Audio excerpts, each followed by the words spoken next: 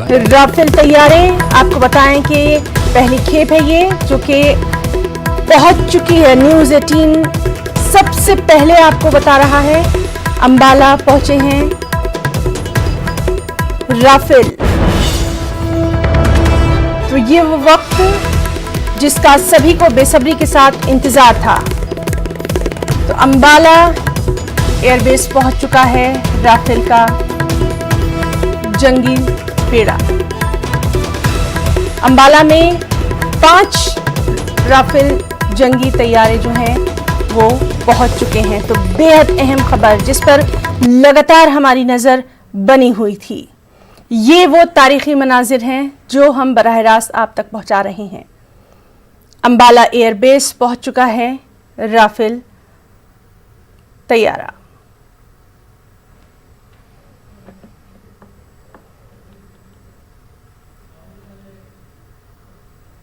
तो नाज़रीन, लगातार हम आपको बता रहे हैं कि किस तरह से इस अहम खबर पर नज़र बनी हुई थी और अंबाला एयरबेस में राफेल पहुंच चुका है। फ्रांस से हिंदुस्तान ये यहाँ तक आए हैं और सबसे अहम बात ये कि पूरी तरह से यहाँ पर तैयारी की गई है।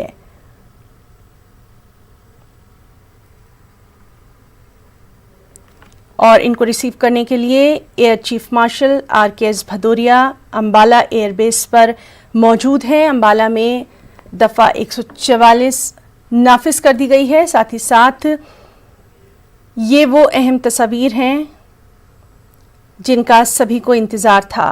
आपको बताएं कि 2 सुखोई लड़ाकू तैयारों के साथ ये अंबाला एयरबेस तक पहुंच चुके हैं राफेल जंगी तैयारे। और जिस तरह से लगातार हम देख रहे हैं कि अंबाला में एक जोशो खरोश का भी माहौल है, ख़ासतौर से वहाँ पर इसके इस्तकबाल के लिए पूरी तैयारी की गई थी। और air chief marshal RKS Bhadauria Ambala airbase पर मौजूद हैं।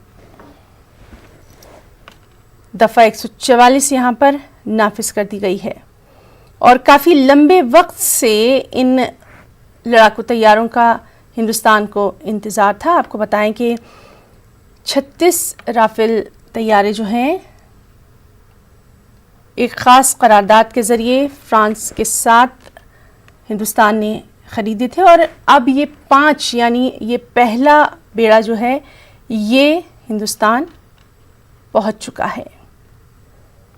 तो ये बराह रास्त तस्वीर आपको दिखा रहे हैं। बेहद अहम इस वक्त ये नज़ारा है। फ्रांस से हिंदुस्तान पहुंचे हैं ये तैयारे। अंबाला एयरबेस, लगातार हम आपको वहाँ के मौसम का हाल भी बता रहे थे और ये भी बता रहे थे कि किस तरह से वहाँ पर तमाम तर जो तैयारियां हैं वो की गई हैं। बेहद अहम लम्हा ये, फ्रांस से हिंदुस्तान पहुंचे हैं ये राफेल तैयारे। अंबाला एयरफोर्स स्टेशन पहुंच चुके हैं राफेल जंगी तैयारे। तमाम तर यहाँ पर तैयारियां जो हैं वो की गई थी, ख़ासतौर से सिक्योरिटी को लेकर ख़ासी एहतियात यहाँ पर बरती गई। और सबसे अहम बात यह कि किसी तरह की फ़ोटोग्राफी की इजाज़त नहीं है, ना ही वीडियोग्राफी हो सकती है, क्योंकि सबसे अहम हिंदुस्तान की सालमियत है, हमारी हिफाजत है।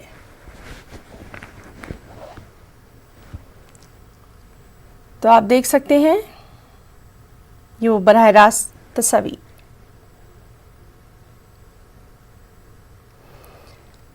सुबह से ही इस अहम वक्त का इंतज़ार जो है वो पूरा हिंदुस्तान कर रहा था। न सिर्फ हिंदुस्तान बल्कि पूरी दुनिया की नज़रें जो हैं वो आज इस अहम लम्हे पर लगी हुई हैं। और फ्रांस से हिंदुस्तान पहुंच चुके हैं ये 5 राफेल जंगी तैयारे। इनकी घनगरज जब सुनी तो हर जानिब ये घनगरज सुनाई दी और हिंदुस्तान की ज़मीन पर अब ये कुछ ही देर में, चंद ही लम्हों में लैंड करने वाले हैं।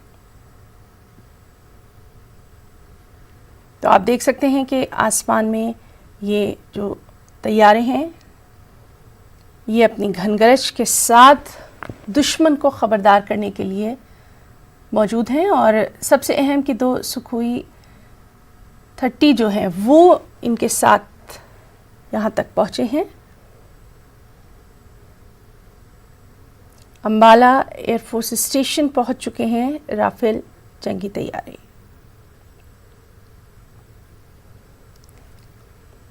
बेहद अहम खबर,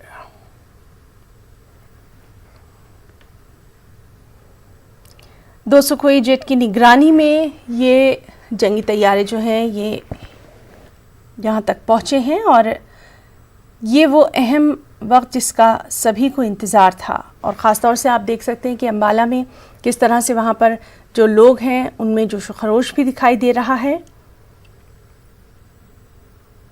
और हिफाजत के पुख्ता बंदोबस्त किए गए हैं।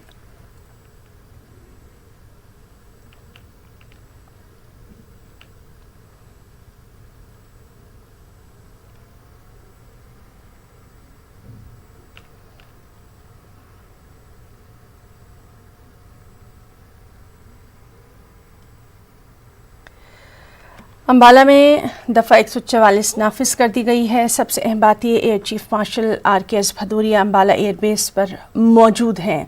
27 जुलाई को फ्रांस के मेरीग्रैग बेस से ये 5 राफेल जंगी तैयारे जो हैं वो हिंदुस्तान के लिए रवाना हुए थे और लगातार 7 घंटे तक उड़ान भरते हुए कल शाम को अबू धाबी के करीब अल-दरफा फ्रेंच एयरबेस पहुँचे थे और उसके बाद इनकी ये उड़ान अब अम्बाला तक। हम सभी लगातार इन तारीख़ी मनाजिर के गवाह बने हैं कि इनकी घनगरज सभी ने सुनी और जिस तरह से लगातार हम देख रहे हैं कि अम्बाला में क्या कुछ वहाँ पर इंतज़ामात किए गए हैं, सिक्योरिटी के पुख्ता बंदोबस्त हैं। न्यूज़ 18 पर एक्सक्लूसिव ये तस्वीर आप देख सकते हैं, राफेल जंगी तैयारे की एक्सक्लूसिव तस्वीर।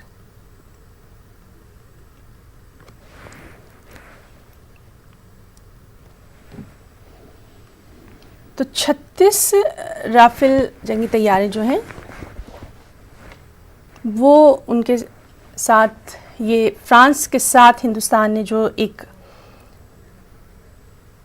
करारदाद की थी उसकी पहली जो ये बेड़ा है वो अब हिंदुस्तान पहुंचा है। फ्रांस से 7000 किलोमीटर की दूरी तय करके ये अम्बाला की सरजमीन तक पहुंचे हैं।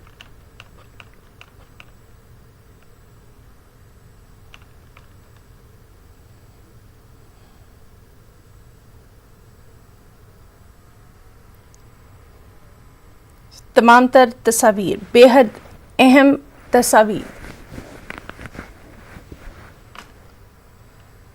और आपको बताएं कि रफ़ाल को वाटर सल्यूट भी दिया गया है। ये 5 राफेल तैयारे जो हिंदुस्तान पहुंचे हैं अम्बाला एयरबेस पर, इनके इस्तकबाल की पूरी तरह से यहाँ तैयारी की गई थी। सिक्योरिटी को लेकर पुख्ता बंदोबस्त किए गए थे।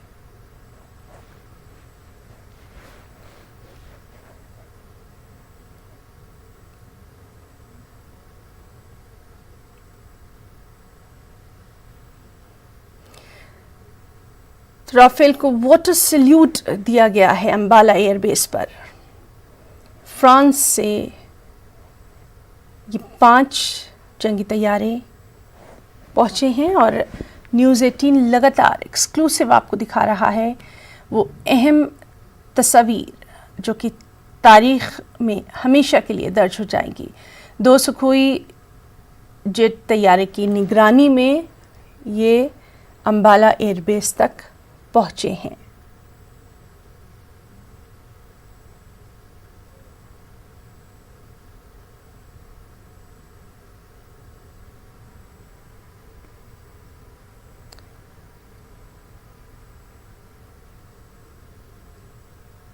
तो सुबह से इस अहम खबर पर लगातार हमारी नज़र बनी हुई थी।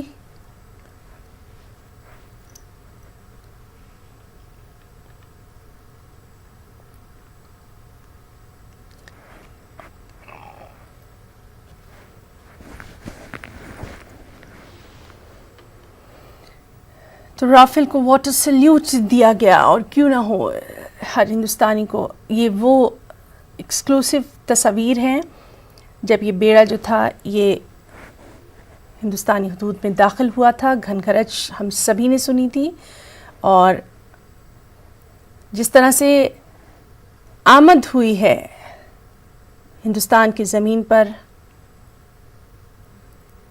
और हम आपको बताएं कि वज़ीर दिफ़ा राजनाथ सिंह का ट्वीट सामने आया जिसमें उन्होंने कहा है कि एक नए युग की एक शुरुआत जो है वो हो गई है।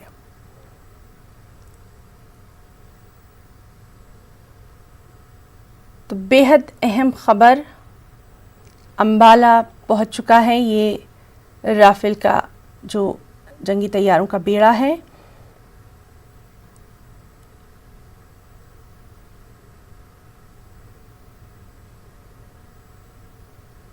अंबाला में राफेल की लैंडिंग, जिसकी पूरी तरह से तैयारी जो है वो की गई थी। वाटर सल्यूट यहाँ पर दिया गया, साथ ही साथ तमाम तरह हिफाजती बंदोबस्त के बीच ये जंगी बेड़ा जो है ये पहुंचा है। राफेल की कामयाब लैंडिंग हो गई है। राजनाथ सिंह उन्होंने खुद ये ट्वीट करके जानकारी दी है। साथ ही साथ उन्होंने ये भी कहा है कि एक नए दौर की हिंदुस्तान में शुरुआत हो गई है।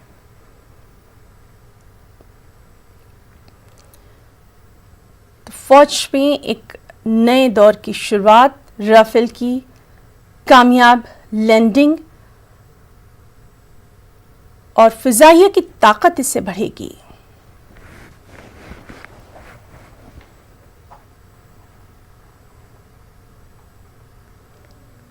ये वो अहम तस्वीर जिनका सभी को सुबह से इंतज़ार था। अंबाला एयरबेस पहुंच चुके हैं। ये एक्सक्लूसिव न्यूज़ 18 पर आप देख सकते हैं।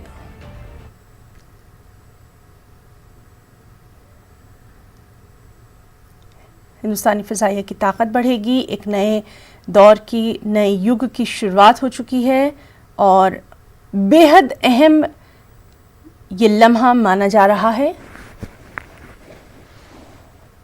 राफेल को वाटर सल्यूट दिया गया, साथ ही साथ वहाँ पर जो इस्तकबाल है उसके लिए पूरी तरह से तैयारियां की गई थी।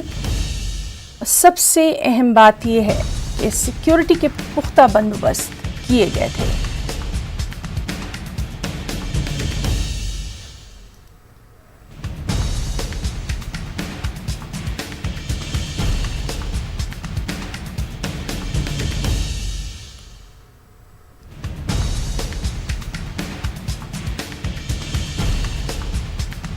तो अंबाला में आसमानों का ये जो रखवाला है, इसकी घनगरज साफ तौर पर सुनाई दी।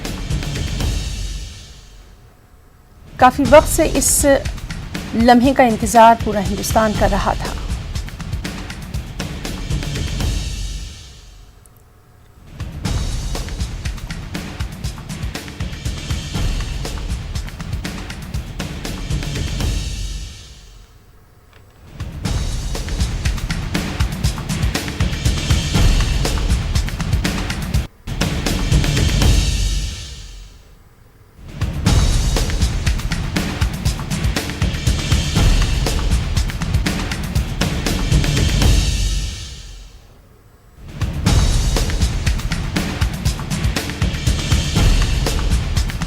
तो राफेल तैयार तहरीक हिंदुस्तान पहुंच चुकी है, और ख़ुद आरकेएस भदौरिया ने इसका इस्तकबाल किया है, और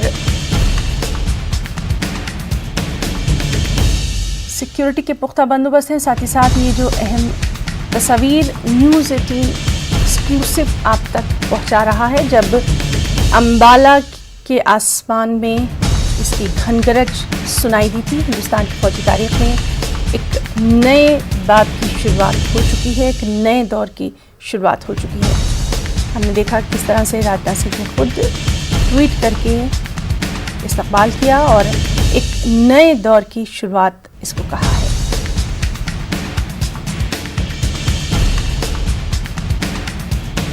स्कोर किया था 2 सुखोई 30 जो हमारे, उन्होंने इन 5 राफेल तैयारों को, और इनसे फ़िज़ाइया की ताकत में इजाफा होगा, ये भी राजनाथ सिंह ने कहा।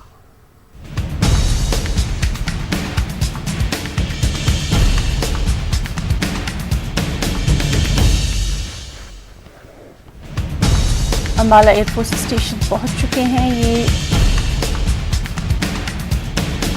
5 राफेल जंगी तैयारे, जिनको वाटर सल्यूट दिया गया, इनका इस्तकबाल किया गया। जोश व खरोश जो है वो भी साफ तौर पर यहाँ देखा गया, और हिफाजत के भी बंदोबस्त, दफ़ा 144 का निफाज, किसी भी तरह के फ़ोटो पे या फिर वीडियोग्राफी पर पूरी तरह से पाबंदी है। और उम्मीद यही की जा रही है कि अब से कुछ ही देर बाद तमाम चीज़ों की जानकारी जो है बाकायदा दी जाएगी। और हम जिस तरह से देख रहे हैं कि राजनाथ सिंह ने कहा कि हिंदुस्तान की फौज तारीख में एक नए बाब की, नए दौर की शुरुआत हो चुकी है, और फौज की ताकत जो है वो इससे बढ़ेगी। दुश्मनों के दांत खट्टे करने के लिए ये लम्हा काफ़ी अहम माना जा रहा है। 5 राफेल जंगी तैयारे हिंदुस्तान की सरजमीन पर पहुंच चुके हैं। तो इस वक्त की सबसे अहम खबर,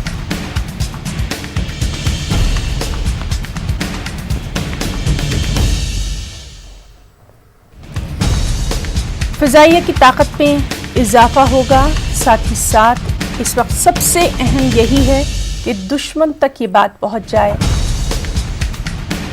कि हम अपनी सरहदों की हिफाजत के लिए हर तरह से तैयार हैं। ये घनगरज जो अंबाला में सुनाई दी, उसकी गूंज अब पूरी दुनिया में सुनाई देगी। फ्रांस से हिंदुस्तान पहुंचे हैं ये 5 राफेल जंगी तैयारे। राजनाथ सिंह ने कहा है कि एक नए दौर की, नए युग की शुरुआत हो चुकी है, और फ़िज़ाइया की ताकत जो है वो इससे बढ़ेगी।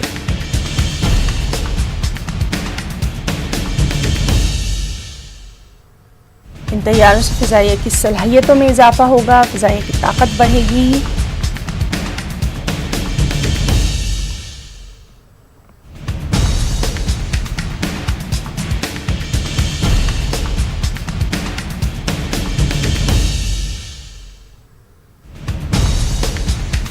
RKS भदौरिया, उन्होंने इनका इस्तकबाल किया है, और वही अब इनको राफेल, यानी जो राफेल तैयारे हैं उनको शामिल भी करेंगे। साथ ही साथ आपको बताएं कि सुबह से इनका इंतज़ार किया जा रहा था। ये बेहद मजबूत 5 मल्टी रोल जंगी तैयारे हैं, और इनको स्कॉट किया था सुखोई 2 सुखोई जो हमारे तैयार हैं उन्होंने।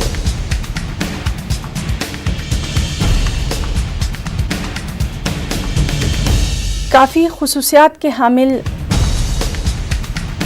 माने जाते हैं ये जंगी तैयारे, और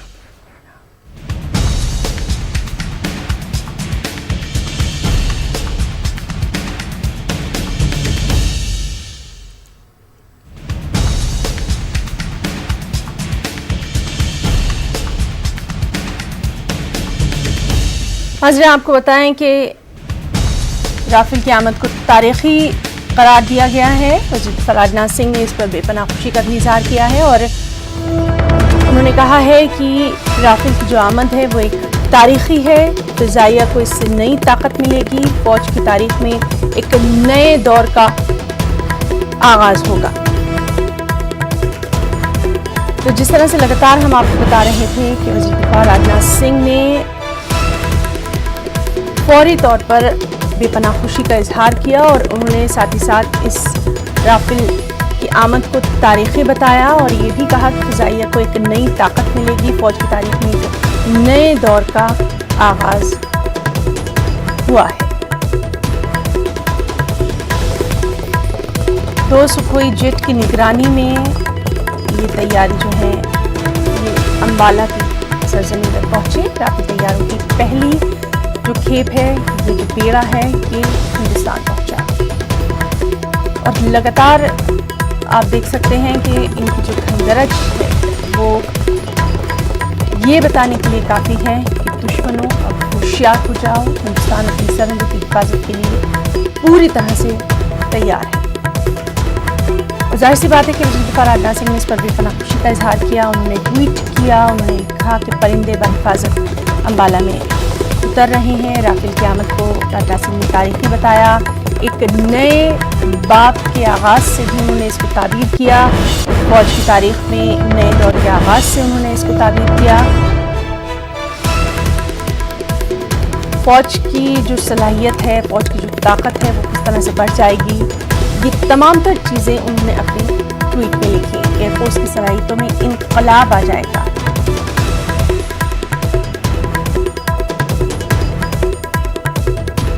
फ़ौज की तारीख में आज का दिन हमेशा सुनहरी अल्फाज में लिखा जाएगा। ये तारीखी लम्हा है जिसके हम सब गवाह बने और राफेल की आमद को वज़ीर दिफ़ा राजनाथ सिंह ने भी तारीखी करार दिया। फ़िज़ाइया को नई ताकत मिलेगी, नए दौर, नए युग का आगाज़ उन्होंने करार दिया। इस्तकबाल के लिए पूरी तरह से वहाँ पर तैयारियां की गई थी। वाटर सल्यूट भी जो है वो इस बेड़े को दिया गया। साथ ही साथ खुद इस्तकबाल के लिए वहाँ पर विक्टोरिया मौजूद रहे और जिस तरह से हमारे साथी सुबह से लगातार हमें अपडेट दे रहे थे, मौसम के ऊपर ख़ास हमारी नज़र थी क्योंकि एक बैकअप बेस भी तैयार किया गया था और फिर ये खबर आई कि वहाँ पर मौसम साफ है और अम्बाला में ही इनकी जो सेफ लैंडिंग है वो हुई।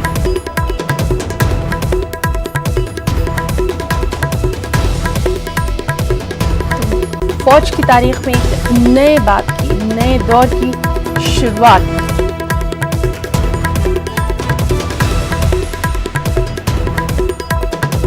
बेहद अहम ये लम्हा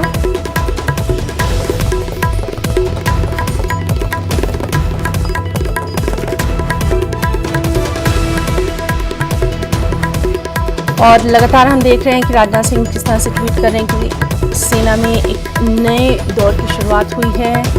इसकी कामयाब लैंडिंग जो है वो हो गई है। ये बेड़ा जो है ये पहुंच चुका है, फ्रांस से हिंदुस्तान पहुंचा है और सभी को इसका इंतज़ार था।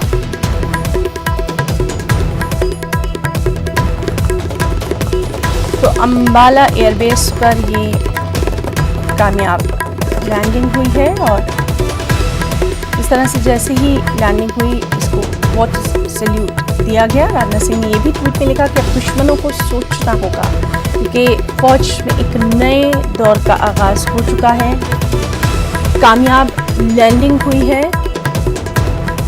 और जो फ़िज़ाइया है उसकी ताकत बढ़ी। बेहद अहम ये तस्वीर अम्बाला एयरबेस से आपको दिखा रहे हैं।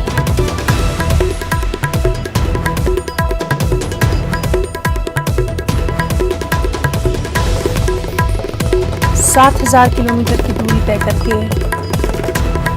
ये जो जंगी तैयारे हैं ये हिंदुस्तान पहुंचे हैं। हिंदुस्तान ने 36 राफेल जो जंगी तैयारे हैं उनको खरीदने के लिए 4 साल पहले फ्रांस के साथ एक करारदाद की थी और ये पहला बेड़ा जो है वो आज हिंदुस्तान की सरजमीन पर पहुंचा है।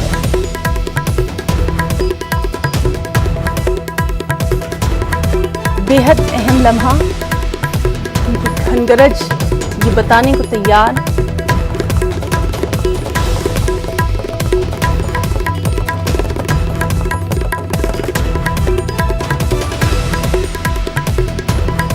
वज़ीर दिफ़ा राजनाथ सिंह ने लगातार ट्वीट किया और उन्होंने अपने ट्वीट में लगातार ये लिखा, the birds have landed safely in Ambala, यानी परिंदे जो हैं वो बाहिफाजत अम्बाला में उतर चुके हैं। एक नए दौर का आगाज, बेपनाह खुशी।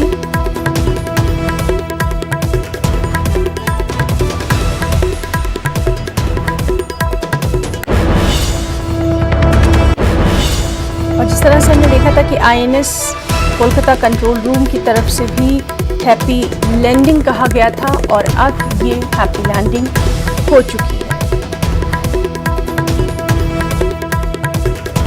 बहरे अरब के ऊपर से जब ये बेड़ा निकला था तो INS कोलकाता कंट्रोल रूम ने उनका इस्तकबाल किया था और कहा था हैप्पी लैंडिंग, और अब ये हैप्पी लैंडिंग अम्बाला में हम सब ने देखी।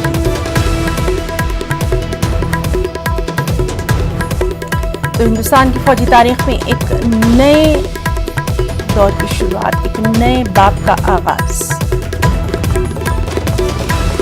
27 जुलाई को फ्रांस के मेरिग्राक बेस से 5 राफेल जंगी तैयारे जो हैं वो हिंदुस्तान के लिए रवाना हुए थे। लगातार 7 घंटे तक उड़ान भरी, फिर कल शाम अबू धाबी के करीब अल दरफा फ्रेंच एयरबेस पर पहुंचे और फिर आज अम्बाला में इनकी बहिफाजत लैंडिंग भी हुई है।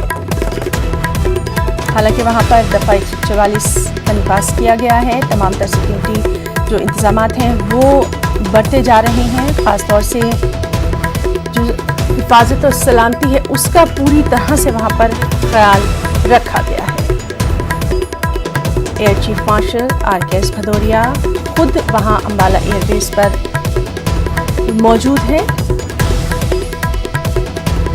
तमाम तर जो कार्रवाइयाँ होती हैं उसके लिए भी वहाँ पर ख़ास तैयारियाँ की गई हैं।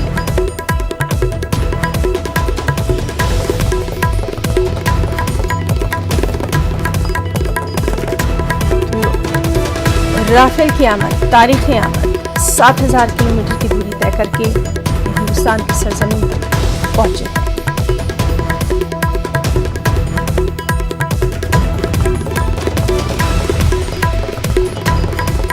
वज़ीर दिफ़ा राजनाथ सिंह ने इस मौके पर फ्रांसीसी हुकूमत का बेहद शुक्रिया भी अदा किया है। तो लगातार जिस तरह से हम आपको अपडेट दे रहे हैं, वज़ीर दिफ़ा राजनाथ सिंह जो है वो लगातार ट्वीट कर रहे हैं और अपने ट्वीट में उन्होंने फ्रांसीसी हुकूमत का बेहद शुक्रिया भी अदा किया है। ज़ायद ताकत बढ़ेगी, एक नए दौर का आगाज़ होगा, सलाहियतों में इजाफा होगा, दुश्मनों के दांत खट्टे होंगे। तमाम तर बातें, तमाम तर चीज़ें राजनाथ सिंह अपने ट्वीट में बेपनाह खुशी का इजहार करते हुए, जिस तरह से उन्होंने कहा बर्ड्स यानी परिंदों का जो लफ्ज़ इस्तेमाल किया, और बाहिफाजत अब इनकी जो लैंडिंग है वो अम्बाला एयरबेस पर हो चुकी है।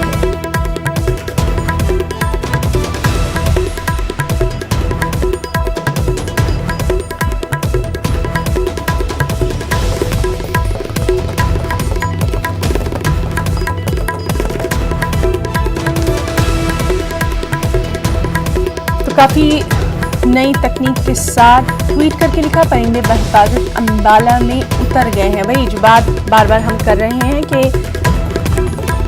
राजनाथ सिंह जो हैं वो लगातार बेपनाह खुशी का इजहार करते हुए और इस खुशी के मौके पर वो फ्रांसीसी हुकूमत का शुक्रिया अदा करना भी नहीं भूले। उन्होंने फ्रांसीसी हुकूमत का शुक्रिया अदा किया और ये भी लिखा कि अब दुश्मनों को सोचना होगा, फौज में एक नए दौर की शुरुआत हो चुकी है। एयरफोर्स की सलाहियतों में इनकलाब आ जाएगा। क्या आपको बताएं, ये जो तैयारे हैं ये काफ़ी जदीद तकनीक है, नई टेक्नोलॉजी से लैस हैं ये तमाम तर तैयारे।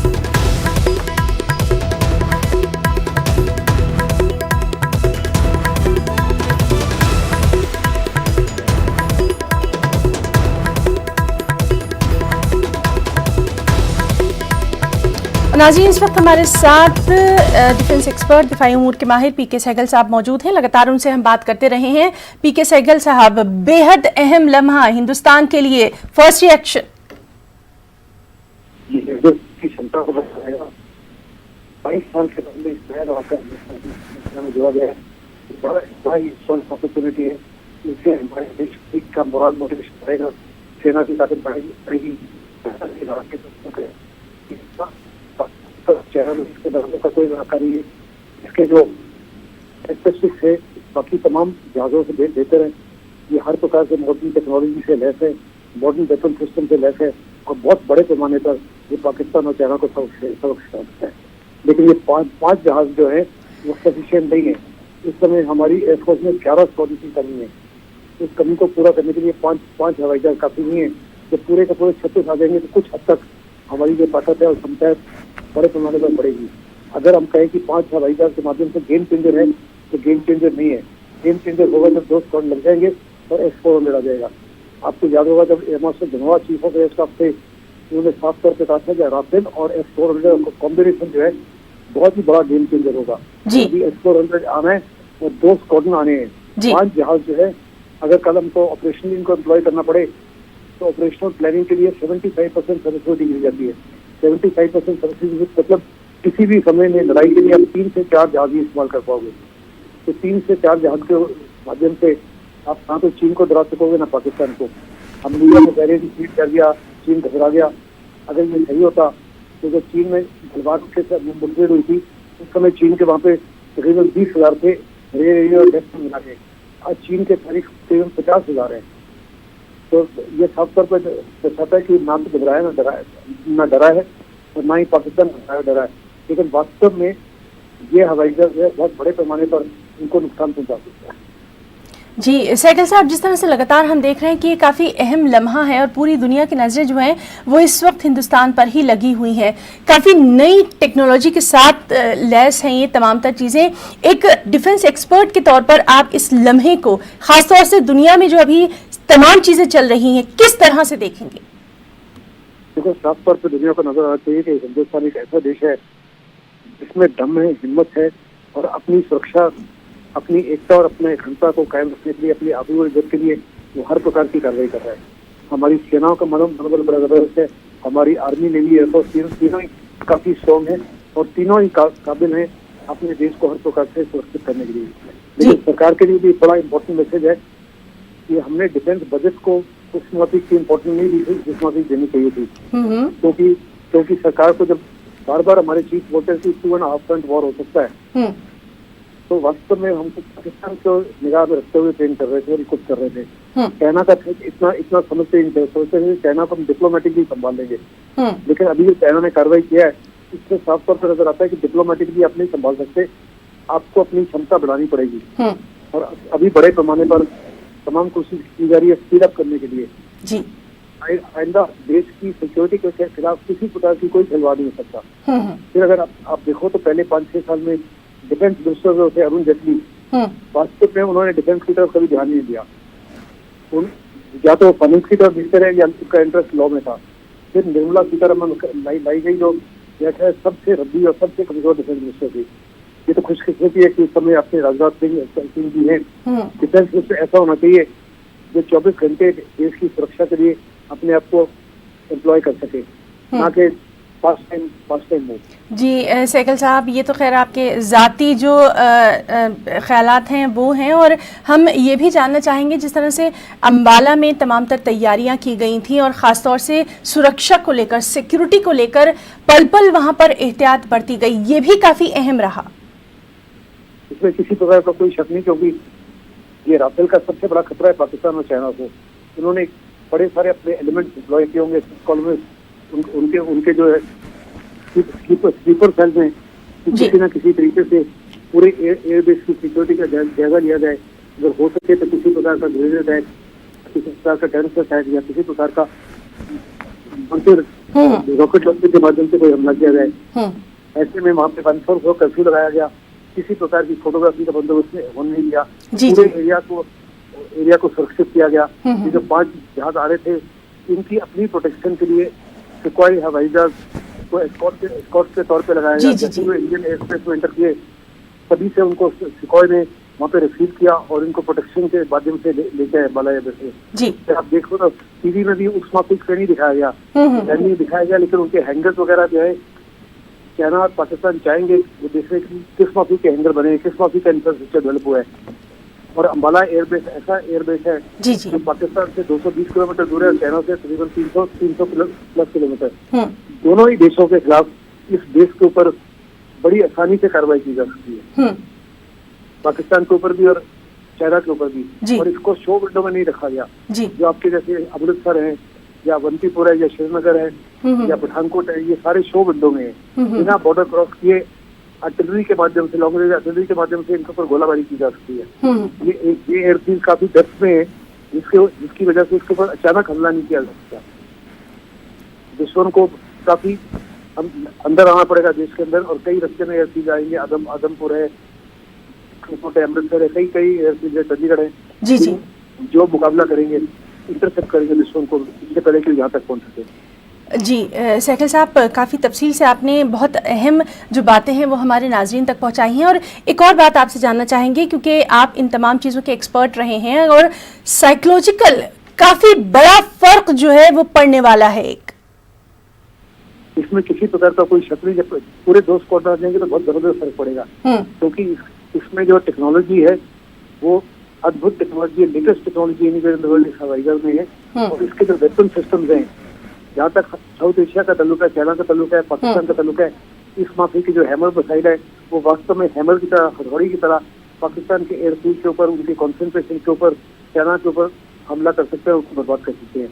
इसका नमूना मिला कुछ ही दिन पहले 12 जुलाई को अल-वाकिया एयरफील्ड जो है, एयरबेस है टर्की का लिबिया में, उसके ऊपर एक स्क्वाड्रन राफेल का उन्होंने रात के समय अटैक किया।